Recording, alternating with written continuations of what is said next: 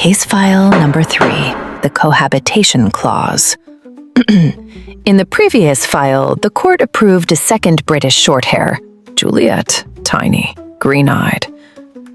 The defendant believed the hard part was over.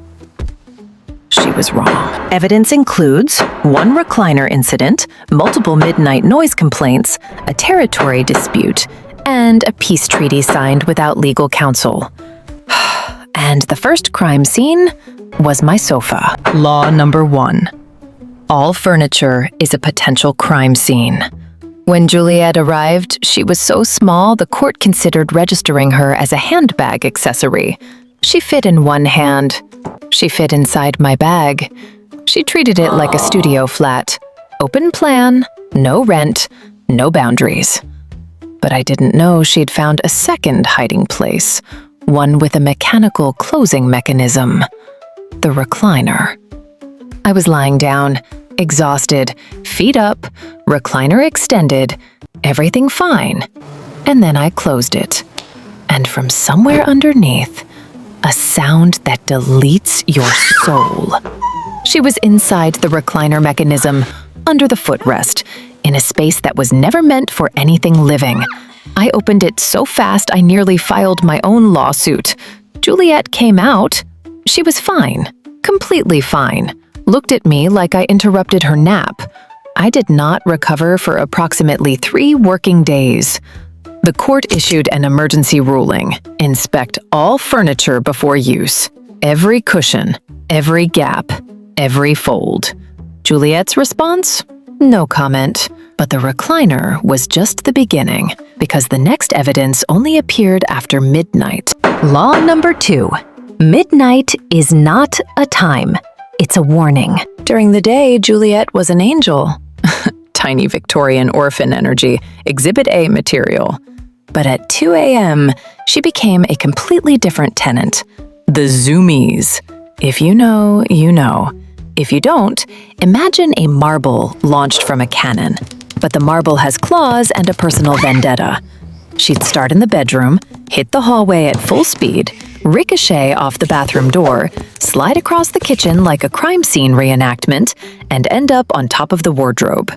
And Romeo didn't chase her. He filed a complaint. Meow. The nights were chaos, but the days were war. Law number 3. Shared resources are a declaration of war. In any multi-cat household, 3 territories decide everything: food, water, litter. Control all 3 and you control the house. Romeo had been a sole occupant. Everything was his bowl, his kingdom, and then Juliet walked up to his bowl and started eating like she wrote the lease. Look at him. He is facing the wall. That's not a cat nearby. That is a constitutional crisis. I bought separate bowls, separate mats. I created a 2-zone dining arrangement. Juliet ignored all of it. She wanted his bowl, not because the food was different.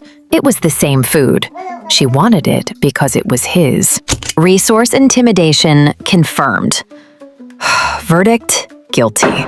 Sentence, none, too cute. But Romeo didn't fight. He did something worse. He weaponized silence. Law number 4.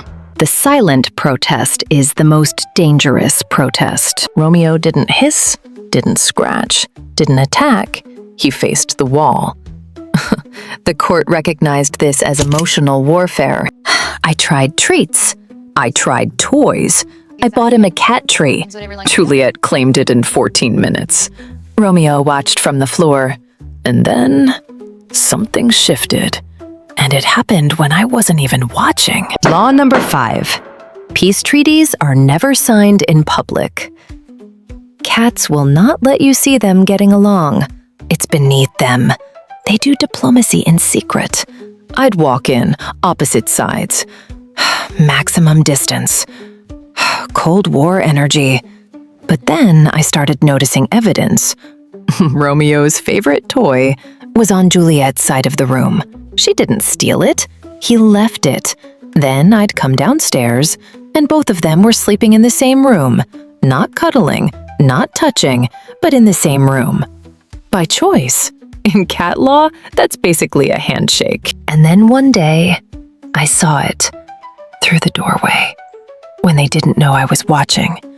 Juliet walked up to Romeo, touched her nose to his nose, and Romeo didn't move. I didn't take a photo. Some evidence is too sacred to disturb. Now, if you think that means peace, you clearly haven't met Juliet. Law number 6. Personal space is a myth, and they know it. Once the treaty existed, unofficially, Juliet expanded operations. She started sleeping in Romeo's bed. Not beside it, in it. She followed him everywhere. Kitchen, bathroom. The behind the curtain spot Romeo thought was his secret. But here's the part the court can't ignore. He stopped moving away when she sat next to him. He stayed when she ate from his bowl. He waited. When she fell asleep near him, he closed his eyes. Which brings us to the final ruling and why I needed Juliet too. Law number 7. You don't get the cat you planned. You get the cat you needed.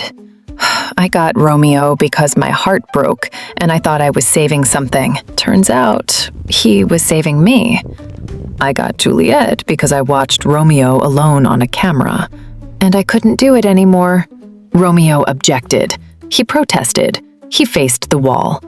And then he let her touch his nose. The defendant is sentenced to a lifetime of shared custody. 2 food bowls that will never be respected, 1 permanently occupied cat tree, and approximately 400 midnight Zoomy sessions per year. If your cat has ever staged a silent protest or filed a noise complaint, the court wants your testimony. Leave it in the comments and subscribe because the next case file involves a crime scene. And this time, both suspects are guilty. Court dismissed.